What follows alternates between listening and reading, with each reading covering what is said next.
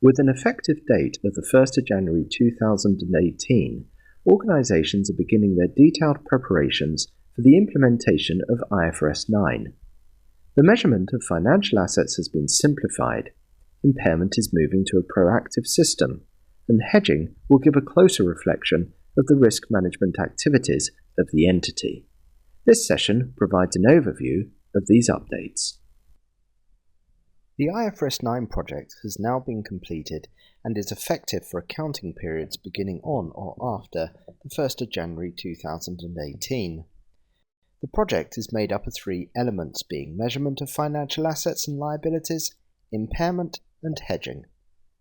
The new standard replaces IAS 39, a standard which was difficult to make work in practice. Take, for example, the held to maturity category.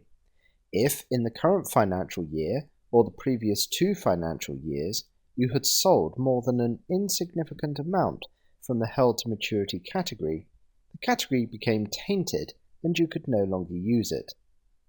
The problem is that insignificant is not defined, and therefore the practical application of this rule requires judgment which may not be applied consistently between entities. Furthermore, if you are forced to sell by a third party, for example a foreign government changing legislation on how much foreign investment could be held, you would still be able to use the category. This exemption adds further levels of complexity and more detail to the standard to cover all the situations in which it might be someone else's fault that you have traded before maturity. You could also have 3 identical companies holding 3 identical investments, but the management of each make a slightly different decision as to the intention of holding the investment. This would result in 3 completely different sets of accounts. The first company decides it's holding the investment until maturity, and therefore measures using amortized cost. The second company decides the investment is medium term, and therefore measures using fair value through equity.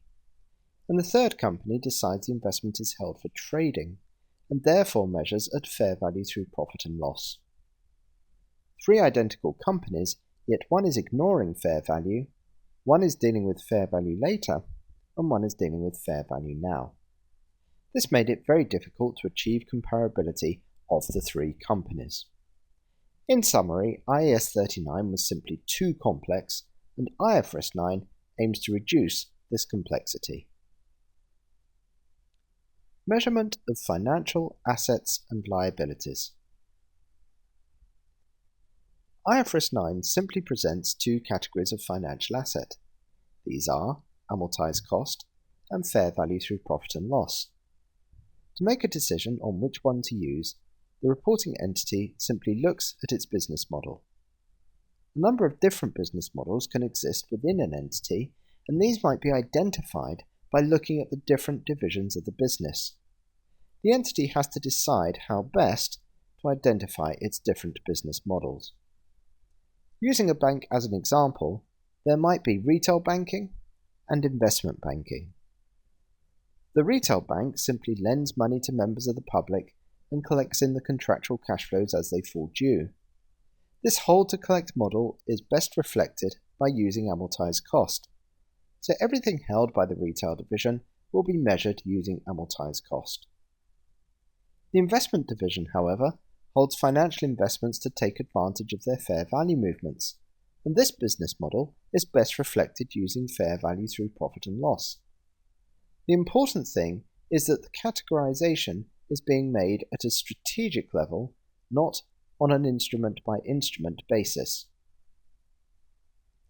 Not only should this make categorization easier, there should be no need to change categorization unless the business strategy changes. Therefore, there should be less category changes than in IAS 39. There are, of course, some exceptions to the general rule. For example, if you have equity investments, you can make a one-off irrevocable election to measure these at fair value through equity. This would be appropriate if the particular equity investments were held as medium-term investment. Also, you may have a bond with characteristics of principal and capital. If you are trading or may trade such a bond, you can elect to measure it at fair value. So whilst we are still have the same fundamental measurement basis for financial assets, categorization is made at a strategic level and doesn't change unless there is a change in strategy and complex rules associated with held-to-maturity category and reclassification are no longer required. Simplicity has been achieved. Fundamentally, the measurement of financial liabilities remains unchanged, but one problem of IAS 39 has been addressed. A company wishing to raise finance may issue a bond that is traded in the marketplace and therefore measured at fair value. If the company suffered a decline in performance, its credit rating may drop, and therefore the fair value of the financial liability may also drop. This movement would result in a reduction in the liability and a credit entry being posted to profit and loss. To post a gain to the income statement when a company is suffering a decline in performance is certainly not an understandable transaction. IFRS 9 deals with this by taking any credit entries associated with changes in the entity's credit rating to equity. Impairment. Impairment in IAS 39 is based on a reactive model that requires objective evidence of impairment before the impairment loss can be recognized. This model could result in an entity holding very high-risk investments, but this risk not being communicated until there is a default in the investment. This is precisely what happened during the credit crisis. By the time the shareholders were finding out that the investments held were worthless, the damage was already done. This prompted IFRS 9 to develop a proactive system of impairment that would not recognize impairment loss on a historical basis, but forward anticipate the potential impairment that could occur over the life of the asset. The model is based around three categories. The first is for those financial assets that have not suffered a significant deterioration in credit quality since acquisition. This being the case, risk is low, and therefore the entity need only identify and recognize potential impairment losses in the next 12 months. However, the second category is for those financial assets where a significant deterioration in credit quality has occurred since acquisition. For these financial assets, impairment losses over the lifetime of the asset will be identified and recognized. The third category is for financial assets where there is objective evidence of impairment. Theoretically, this is a very sensible approach to impairment. Firstly, we get a much better understanding of the credit quality of financial assets, even where no impairment has yet occurred. Secondly, by forward anticipating impairment losses, the effective interest rate is reduced, with the result that the impact of impairment is smoothed throughout the life of the instrument rather than all being recognized in the year of actual impairment. This reduces the volatility created by IAS 39. In reality, however, this is a complex area to make work. Firstly, the entity will have to devise a policy for significant deterioration in credit quality.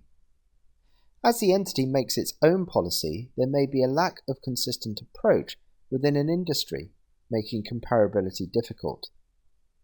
Secondly, if the entity is too prudent in its approach, the reduction in the initial carrying amount of assets may create difficulties in complying with regulatory requirements to hold sufficient assets to cover liabilities, and commercial difficulties with a reduction in the level of interest being recognized in the profit and loss account.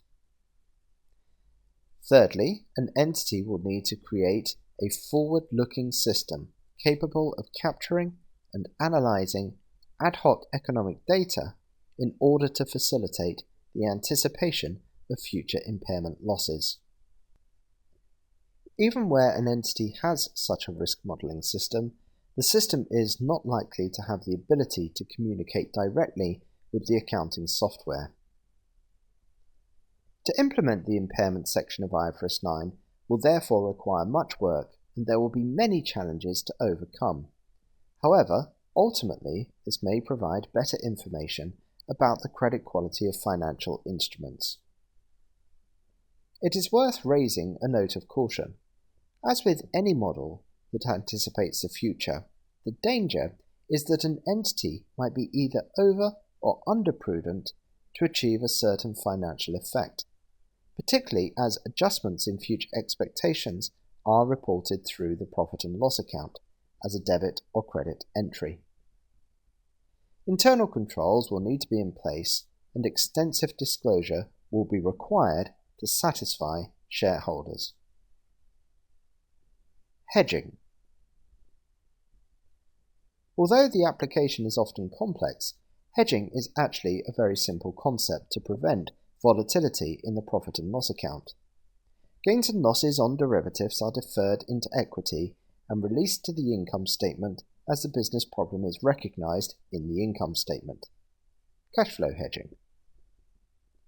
Alternatively, the gains and losses on derivatives are recognized in the income statement now, and the fair value movement on the recognized asset or liability is taken to the income statement now. Fair value hedging.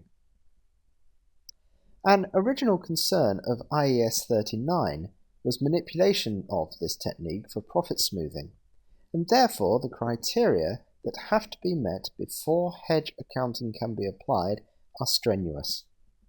Most notably is the requirement for the business problem and the protection to be within the boundary of 80 to 125% before hedge accounting can be applied.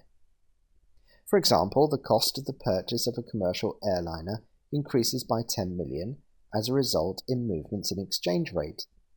In the same period, the gain on the foreign exchange forward contract is 11.6 million.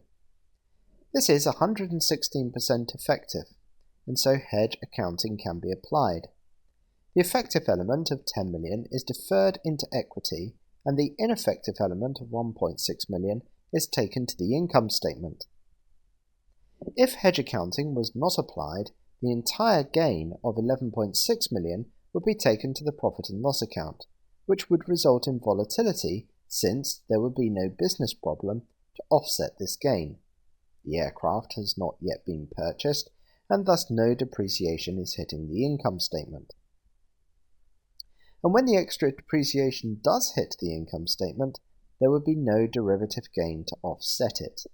The problem arises when an entity holds a derivative for hedging purposes as part of its risk management strategy, but the effectiveness comes in at, say, 78%.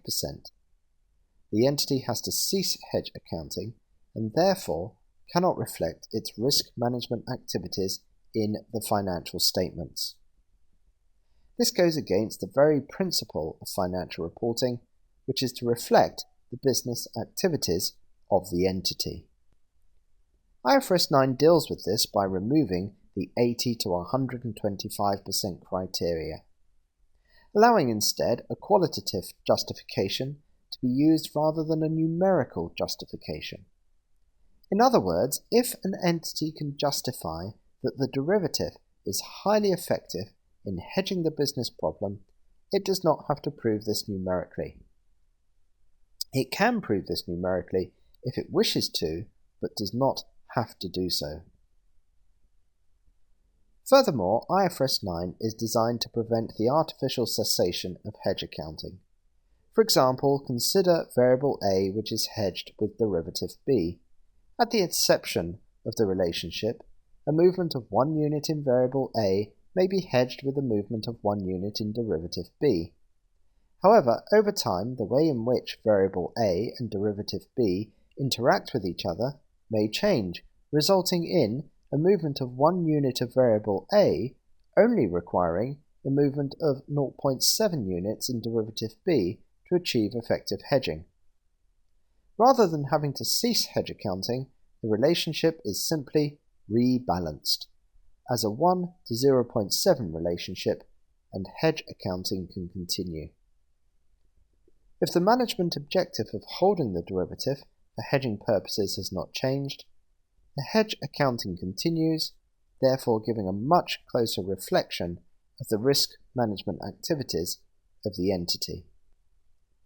IFRS 9 also allows the hedging of net positions where IAS 39 did not. Under IAS 39, if an entity had 100 of foreign purchases and 80 of foreign sales in the same currency, its net exposure would be 20. The entity would have to designate 20 of purchases, therefore, in the hedging relationship. This is not likely to reflect the way the situation is managed and reported internally, as it is taking a percentage of one side of the situation. Internally, the situation is likely to be reported and managed by measuring both sides of the situation and managing the resulting net position. IFRS 9 allows the net position to be hedged. In summary, therefore, IFRS 9 will allow a closer reflection of the risk management activities of the business.